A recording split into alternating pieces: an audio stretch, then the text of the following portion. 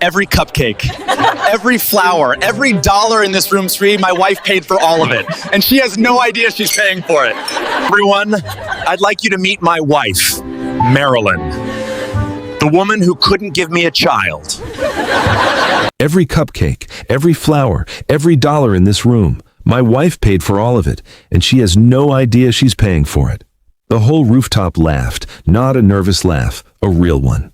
300 feet above the city, under strings of warm gold light and a banner that read, "Welcome Baby Adela," in looping pink script, a room full of beautiful people threw their heads back and laughed like he'd told the funniest joke of the year. The man holding the microphone was Israel Cole. 38, tailored to the millimeter, the kind of handsome that photographs better than it lives. He had a champagne flute in one hand and his other arm wrapped around a woman 8 months pregnant, and he was smiling the smile of a man who had never once in his life been told no, and made it stick. The pregnant woman was Delilah, 29, glowing, in a blush-colored gown that probably had its own security detail.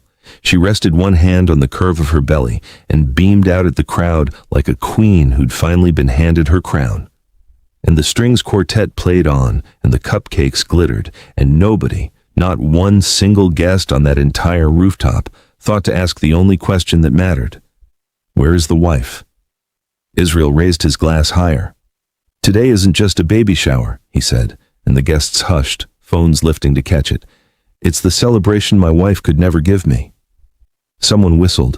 A woman near the bar covered her mouth, delighted and scandalized in equal measure. An older aunt in the corner, one of the few people there with a conscience still switched on, muttered just loud enough, "That's cruel, Israel." He heard her. He turned, and his smile didn't dim. It sharpened. Cruel? He let the word sit. No, not cruel. He gestured around the rooftop with the champagne, a slow, proud sweep, taking in the flowers and the banner and the mountain of gifts. Efficient. More laughter. Delilah pressed her lips together like she was trying not to enjoy it too much, and enjoying it anyway. She thinks she's organizing this for a co-worker, Israel went on, warming to it now, feeding on the attention. She picked the flowers. She approved the cake. She's been texting me all week about the seating chart. He shook his head, marveling at his own audacity. She built her own replacement's party. With a smile. And that's when the doors at the far end of the rooftop opened. Not the service doors. The main ones. The tall glass and brass ones that led in from the private elevator. They swung open slow, and the warm night air shifted, and every head near the entrance turned, because you could feel it before you could see it. That drop in the room's temperature when something walks in that doesn't belong to the party. A man stood in the doorway. Tall, unhurried, mid-30s in a charcoal suit with no tie, the collar open just enough to show the edge of dark ink climbing up the side of his neck.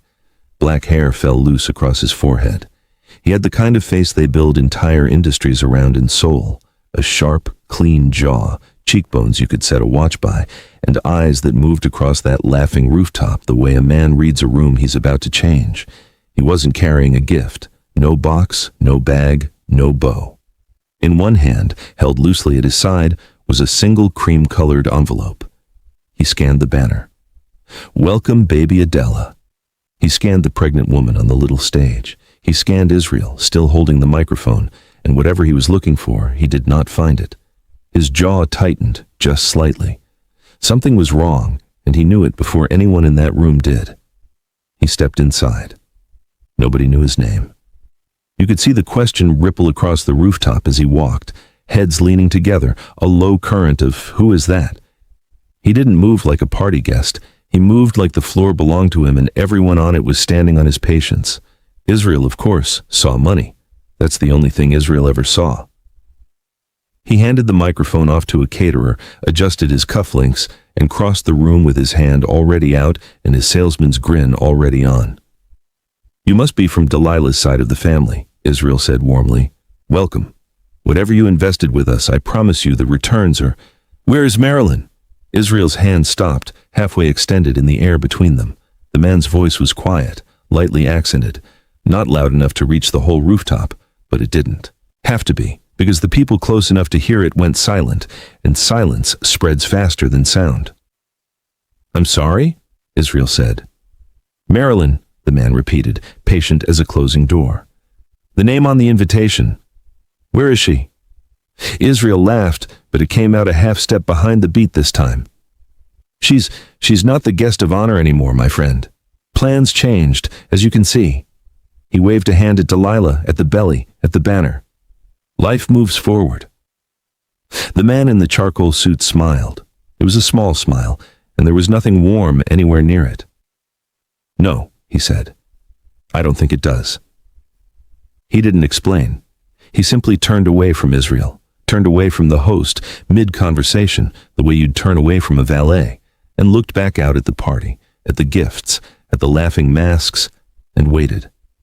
A guest near the champagne fountain whispered to her husband, "Why is a man like that asking about the wife?" And just like that, the question that had never occurred to a single person on that rooftop occurred to all of them at once. Where is Marylin? And who is this man that he came here for her? Across the city, in a small apartment with a kitchen table covered in ribbon and felt and tiny plastic eyes, Marylin Cole was hot gluing an ear onto a teddy bear. She was 26, and even under the ugly overhead light of a cheap apartment, she was the kind of beautiful that makes strangers lose their train of thought. Warm, deep brown skin with a natural glow, long box braids swept over one shoulder, a soft, oversized sweater sliding off it, full lips, pressed in concentration, big, expressive eyes that had spent the last year learning how to look tired without letting anyone see it. She was a Gen Z baddie with a grandmother's heart, and that combination was about to cost her everything. The teddy bear was the 11th one. She'd made 10 already, one for each little guest she thought was coming to a co-worker's baby shower, and she was making this last one for the mother-to-be herself. She didn't even really know Delilah. She just knew that Israel had asked her weeks ago to help plan a shower for a woman from his firm who doesn't have much family in the city, and Marylin, who couldn't say no to a lonely stranger to save her life, had thrown herself into it. She'd picked the peonies because they photographed soft. She'd chosen the lemon cake because everyone secretly likes lemon cake. She'd stayed up past 2 a.m. 3 nights running, hand-lettering place cards for people she'd never met. Because that was Marylin. She poured herself into other people's happiness like it was the only currency she had left. Her phone buzzed, a text from Israel. Almost set up. You're a lifesaver, babe. She smiled at the screen. She actually smiled. Then she lifted the phone and thumbed open a voice note to send back, because she was the kind of person who still sent voice notes. Hey, it's me, she said, holding the teddy bear up to check it in the light. I finished the last bear. He's so ugly, he's cute. You're gonna love him. I hope the surprise goes perfect tonight. Tell the mom I said congratulations, okay? Everybody deserves a night that's all about them. A little laugh. Love you. See you when you're home. She sent it. She had no idea she was recording a message to the man who was, at that exact moment, telling 300 people she couldn't give him a child. She had no idea the surprise was hers, or it had been hers. She set the teddy bear down gently on top of a knitted baby blanket she'd been working on for 2 months, folded and ready in a gift bag by the door. She gathered her flowers and her tin of homemade cookies. She checked her braids in the hallway mirror, decided she looked nice, and headed out into the night to go help another woman have the best day of her life. Back on the rooftop, the man in the charcoal suit lifted the cream-colored envelope, slid one finger under the flap, and opened it. He'd carried it across the city. He hadn't opened it until now, because until he walked through those doors and saw that banner, he hadn't known there was a reason to. Inside was a single card, thick stock, gold-edged. He'd received it 3 weeks ago, forwarded through the careful layered channels that people use to reach a man like him, and he'd almost ignored it the way he ignored most invitations. Almost. He read the front of it again now, slowly, in the gold party light. You are warmly invited to celebrate Marylin Israel Cole, guest of honor. He turned it over. On the back, in a woman's careful handwriting, Marylin's own, though he didn't know that yet, was a single line she'd written weeks ago, before any of this, back when the party was still going to be hers. Thank you for saving what mattered most, M. The man went very still, because because now he understood two things at once, and both of them changed the shape of the entire night. The first, this party, the flowers, the cake, the banner, all of it, had never been meant for the pregnant woman on the stage. It had been thrown together for someone else, hijacked, repainted, and handed to a mistress like a regifted watch. The second, he wasn't standing in this room by accident. Someone had invited him here, weeks ago, to honor a woman who wasn't even here anymore. He slid the card back into the envelope. He looked once toward the elevator doors, as if he already knew who was about to come through them. "I'm waiting," he said quietly, to no one. And here, for exactly 15 seconds, no longer, is the only thing you need to know about why this man came. A hospital corridor at night, the specific, humming quiet of a place where people wait to find out if they get to keep someone. A small girl asleep in a bed too big for her, tubes taped to a thin arm, a monitor drawing green lines that meant she was still here, and a form on a clipboard at the nurse's station, one line filled in, one line left deliberately blank. Donor. Anonymous. That's it. That's all you get. Back to the rooftop. Israel had a plan for the finale, and the man asking about his wife had rattled him just enough to make him want to get to it. He picked the microphone back up, tapped it. Everyone, gather in. I have one more surprise before we cut the cake." He winked at Delilah. "The best surprise of the night." He pulled out his phone, put it on speaker, and held it up to the mic so the whole rooftop could hear it ring. 2 rings. Then a bright, warm voice filled the air over 300 people. "Hey, are you home already?" Israel grinned at his audience. "Not yet, honey. Listen, can you stop by the Aria rooftop, the one on 5th? I've got a little surprise for you." A pause on the line. Then, delighted, "You remembered the surprise thing? You? Okay, who are you and what did you do with my husband?" The rooftop laughed. Israel drank it in. "Just come up, babe. Elevator to the top. Everyone's waiting." He hung up before she could answer and turned to the crowd with his arms spread like a ringmaster. "She thinks," he announced, "that she's coming to help clean up someone else's party." The guests leaned toward the elevator. Phones came up in a slow, terrible wave. Even the ones who'd been uneasy all night couldn't look away now, because there's a kind of person who slows down for a car crash, and it turns out there are a lot more of them than anyone likes to admit. The man in the charcoal suit did not lift a phone. He moved quietly to the edge of the crowd, closer to the elevator, not the stage, closer to where she would step out. 90 seconds. The floor numbers climbed above the elevator doors, and then they chimed and slid open, and Marylin stepped out onto the rooftop with a bouquet of peonies in one arm, a tin of cookies balanced on top, and a gift bag hanging from her wrist with a knitted baby blanket folded carefully inside. She was smiling. She got 3 steps in before the smile started to falter, not because she understood yet, but because the room was too quiet, and too many people were looking at her, and every single one of them was holding up a phone. Her eyes found the banner first. "Welcome, baby Adela." Then the flowers, her peonies. The soft pink ones she'd chosen because they photograph well. Then the cake. Lemon. 3 tears.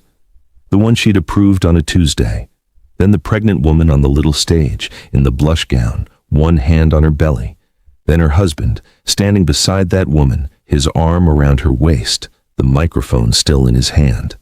The peonies slipped first. Then the cookie tin, which hit the floor and rolled, and nobody moved to catch it. And last, sliding off her wrist in awful slow motion, the gift bag and the knitted baby blanket she had spent 2 months making, stitch by stitch, tumbled out and landed in a soft heap on the ground at her feet. Marylin didn't scream. She didn't cry. She just stood there, in the doorway of the party she had built with her own 2 hands, and looked at the life that had been taken apart while she was hot gluing teddy bear ears at her kitchen table. Every phone in the room caught her face in that second, and so did he. A decent man would have stopped there. Israel was not a decent man, and worse than that, he had an audience, and an audience made him brave in all the ugliest ways. He lifted the microphone. "Everyone," he said, and his voice bounced off the glass railings and out into the open night. "I'd like you to meet my wife, Marylin." A beat, timed for cruelty. "The woman who couldn't give me a child." The words landed on her like weather. Somewhere in the crowd, a few people clapped, the reflexive, horrible clap of guests who don't know what else to do with their hands. Others went pale. A young woman near the front actually turned her face away, unable to watch. On the stage, Delilah lifted a manicured hand to her cheek and produced, on command, a single glistening tear. "I never wanted to hurt anyone," she said softly, and she made sure the microphone caught it. It happened. Love just happens." Marylin still couldn't speak. Her mouth opened. Nothing came. 2 years of marriage, 3 nights of hand-lettering place cards, 11 ugly cute teddy bears, and she stood in the middle of it with no words at all, because there are betrayals so large the body simply refuses to process them in real time. An elderly woman near the back, Israel's own grandmother it would turn out, set down her glass with a click that somehow cut through everything. "Shame on you," she said to her grandson, in the clear carrying voice of someone far too old to be afraid of a scene. "Shame on you, Israel." Nobody listened. The phones kept recording. The quartet, God help them, had stopped playing, and the silence they left behind was worse than any music. And in that silence, one man began to walk. For nearly 10 minutes, the stranger in the charcoal suit had said almost nothing. He'd asked one question. He'd read one card. He'd watched a woman get taken apart in front of 300 strangers, and he had not moved a muscle. Now he moved. Every head turned to follow him, because everyone assumed he was walking toward Israel. That's how these stories go, right? The mysterious rich man crosses the room and puts the villain in his place. That's the scene they were all bracing for. He didn't walk toward Israel. He didn't walk toward Delilah, or the stage, or the microphone. He walked toward Marylin. She flinched when she noticed him. One more stranger, one more phone, one more person coming to look at the worst moment of her life. She braced for whatever he was, but he walked past her too. He stopped in front of the small, sad heap of yarn on the floor, the knitted baby blanket, dropped and forgotten that everyone had stepped around like it was nothing. And the most dangerous-looking man on that rooftop lowered himself down onto one knee in a suit that had never touched a floor in its life, and picked it up. He rose slowly. He shook it out once, carefully, and brushed something invisible off the corner of it, a bit of dust, a moment of grace, nobody could say. And then he folded it, the way you fold something that matters, and he held it out to Marylin with both hands. "No handmade gift," he said, quietly enough that the microphone strained to catch it, "deserves to touch the floor." The rooftop went so silent you could hear the city breathing 300 feet below. Marylin looked at the blanket. She looked at the man holding it, and for the first time all night, her eyes filled, not from the humiliation, which she'd been swallowing whole, but from the one small, impossible kindness in a room that had shown her none. She took it. Her fingers brushed his. Neither of them pulled away as fast as they should have. Israel's grin had curdled into something ugly. "I'm sorry," he said into the mic, and the charm was gone now, replaced by the reedy meanness of a man who's lost control of his own party. "Who the hell are you?" The stranger turned. He looked at Israel across the rooftop the way you'd look at a stain you were deciding whether to bother cleaning. The whole room waited. An investor, they thought. A lawyer. An old flame of Marylin's here to rescue her. Everyone had a guess. "My name is Yom Giha," the man said, and then he answered the question that no one had guessed. "And I'm someone who owes her a life." The words dropped into the silence and detonated. Not a business partner, not an ex, not a friend, a life. You could see the whole rooftop lean an inch closer at once, because now nobody could leave. Now nobody could look away. Now there was a mystery bigger than the betrayal, and it was standing in the middle of the room in a charcoal suit, holding a woman's gaze like he'd been looking for her his entire life. Okay, I have to pause for 1 second, because if you're as locked in as I am right now, do me a favor and hit that subscribe button. This is a full story, start to finish, no part 2. And trust me, what this man is about to reveal is only the halfway point. All right, back in. The elevator chimed again. A young woman rushed out, early 20s, breathless, like she'd been told to hurry and had taken it seriously. She had the same clean, striking features as Giha, softened a decade younger. She scanned the rooftop frantically, and the second her eyes landed on Marylin, she stopped dead. and her hand came up to her mouth. "It's you," she whispered. She crossed the floor at almost a run and threw her arms around a woman she had never formally met and burst into tears against her shoulder. Marylin stood frozen, blanket in her arms, a weeping stranger holding onto her like she was the last solid thing in the world. I'm sorry, I don't," Marylin started. The girl pulled back, wiping her face, laughing through the tears. "You don't know me. I know. You never wanted to know. That was the rule." She took a shaky breath. 6 years ago, I was 19. I was dying. Leukemia. They looked for a marrow match for 8 months and found nothing. And then, out of nowhere, a donor showed up on the registry. A perfect match. A stranger who signed up on a college campus drive years before and forgot she ever did it. Marylin's breath caught. Because she remembered that day. A folding table outside the student union. A free pizza slice for signing up. A cheek swab she'd done and never thought about again. "They don't tell you who the donor is," the girl went on. "It's anonymous, both ways, unless you both agree. I agreed. For 6 years. I signed every form, every year, saying, please, if she ever wants to know me, I'm here. And you never answered, because you never even remembered you did it." Fresh tears spilled over, but she was smiling now. "You saved my life on a Tuesday between classes and you forgot by Friday.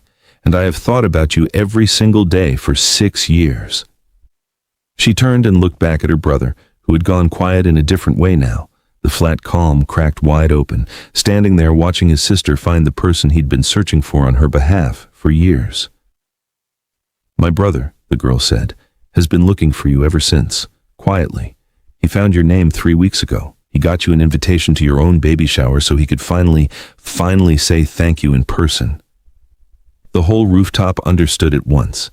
He hadn't come for the party. He'd come for her. Not out of romance, not out of business, out of a debt so profound it had reorganized his entire family's life around finding the woman who'd paid it. And he'd walked in to find that woman being auctioned off her own celebration by the man who'd promised to love her. Israel, to his eternal discredit, could not read a room. He saw everyone's attention swing to Marylin, saw the tide of sympathy turning, felt the party slipping out of his hands, and instead of shutting up, he grabbed for the one card he thought he still held. "Well," he said, too loud, forcing the grin back onto his face, "that's a lovely story, really. But at the end of the day, folks," he pulled Delilah closer, hands splayed possessive across her pregnant belly, "I'm the one who's finally becoming a father. So let's not lose the plot." Geha, who had been watching his sister, turned his head slowly toward Israel. "Are you?" he said. 2 words, soft, almost gentle. Israel blinked. "Excuse me?" "Becoming a father." Geha reached into the inside pocket of his charcoal jacket and withdrew a second envelope, this one plain, white, sealed. "You said it with such confidence, I'm asking if you're sure." "What is that?" "You spend 8 months hunting one kind of person," Geha said, almost to himself, "and you get very good at finding out. Things people would rather keep hidden. It's a professional habit. I didn't come here to use it." He held the envelope out across the space between them. "But I don't like to watch a man build a second family on a foundation he hasn't inspected." Israel didn't take it, so Geha set it down, on the edge of the gift table, next to the untouched lemon cake. The same way, hours earlier and across the city, another man had set down a glass of water within someone's reach. "Truth doesn't need shouting," Geha said. "It just needs to be in the room." For a long moment, Israel stared at the envelope like it might bite. Then his pride, the same pride that had built this entire grotesque evening, made him snatch it up and tear it open in front of everyone, certain he was about to prove the stranger wrong. Inside were printouts. He flipped through them, and the rooftop watched his face do something no amount of tailoring could fix. A prenatal DNA testing appointment, booked 4 months ago, not by Israel. Delilah's name on the top line. And a second name in the box marked possible paternal reference, a name that was very much not his. Beneath it, screenshots, messages. A conversation with a contact saved under a heart emoji, dated across the entire length of Israel's affair, full of the specific, damning intimacy of 2 people planning a life around a lie. Israel's hands started to shake. "Delilah." His voice came out cracked and small, the first honest sound he'd made all night. What is this? Delilah's performed serenity was gone. The single glistening tear had dried into something much less flattering. It's not, those could be anyone's. Your name is on the appointment, Delilah. Israel? Whose is it? He was almost whispering now, the microphone catching every syllable, broadcasting his unraveling to 300 phones. The baby. Adela. Is she? He couldn't finish it, and under the weight of the whole room, and the envelope, and 8 months of a story she could no longer hold together, Delilah broke. I don't know, okay? She snapped, and her voice was ugly and real for the first time all night. I don't know, Israel. It might be yours, it might not. Is that what you want me to say into a microphone? He laughed. It was a terrible laugh. The laugh of a man who thinks for one merciful second that this has to be a joke, because the alternative is that the universe has a sense of humor, and it's pointed directly at him. She didn't laugh with him, and that's when it landed. The man who had spent an entire evening publicly executing his wife for the crime of not giving him a child was standing in the wreckage of a party his wife had paid for, learning in front of everyone that the child he'd traded her for might not be his at all. There's a word for what that is, and it isn't revenge. Marylin never lifted a finger. It was just symmetry, the cold, clean, poetic kind, arriving exactly on schedule. The phones kept rolling. Somewhere, a video was already uploading. If your jaw is somewhere near the floor right now, drop a single word in the comments. Symmetry. So I know you saw it coming together. Let's finish this. Everyone was looking at Israel and Delilah. Nobody was looking at Marylin, which was, when you think about it, the story of her entire marriage. She bent down. She picked up her cookie tin from where it had rolled. She gathered the peonies off the floor, one by one, unhurried, and cradled them back into a bouquet. She held the knitted blanket, the one Geha had lifted from the floor and put back into her hands, against her chest. Then she walked to the center of the rooftop, and she stopped in front of her husband, and for the first time all night, she spoke. The whole room went silent to hear her. You gave away my baby shower, she said. Her voice didn't shake. That was the remarkable thing. After everything, it came out level and quiet and completely her own. Israel opened his mouth. Nothing came out. You planned all of this, Marylin went on, and you let me plan it with you. You let me pick the flowers for her. You let me stay up making blankets for her. You handed me a shovel and had me dig, and you smiled the whole time. She took a breath. I kept trying to figure out what I did. For 2 years. What was so wrong with me that you had to look somewhere else? A small, sad shake of her head. And it turns out the answer was nothing. It was never me. It was just always going to be you. She stepped back. You gave away my baby shower, she said again, softer now. And you know what? You also gave away my last reason to stay.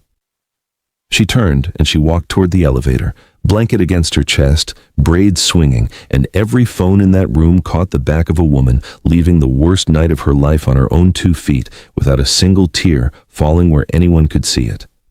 The doors opened. She stepped in. And she left. Geha followed. He didn't rush. He didn't reach for her. He caught the next elevator, and he found her outside on the sidewalk, standing under a streetlight in the cool night air, finally, letting the tears come, now that there was no audience left to feed on them. He stopped a few feet away. He didn't touch her. He'd spent his whole life learning that the most powerful thing you can offer a person is the space to fall apart without being grabbed. She wiped her face with the back of her hand and let out a wet, exhausted laugh. So, she said, you're the one I saved. So they tell me. I don't even remember doing it. I know. A pause. I think that might be the best part.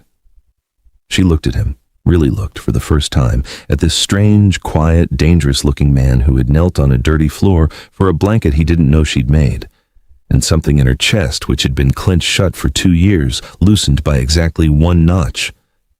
Why did you kneel down for the blanket? She asked. You didn't know I made it. You didn't know anything about me. Why did that even matter to you? Yom Geha thought about it. He was not a man who said things he didn't mean, so he took his time. Because you made it by hand, he said finally, for a stranger's baby. On the same week your own life was being taken apart, and you didn't even know it. He looked at her. Anyone who does that with their hands shouldn't have to watch it lie on the floor while people step over it. That's all. There wasn't more to it than that. She stared at him, Then, quietly, "You're kind of a lot, you know that. I've been told." A long moment passed. The city moved around them. And then Yom Giha, the most feared man in 3 cities, the man who had said maybe 40 words all night, did the bravest thing he'd done in years. "Coffee?" he asked. Marylin let out a startled, disbelieving laugh, tears still wet on her face. "Coffee? After all of that? Tonight?" He nodded, completely serious. "Especially after that."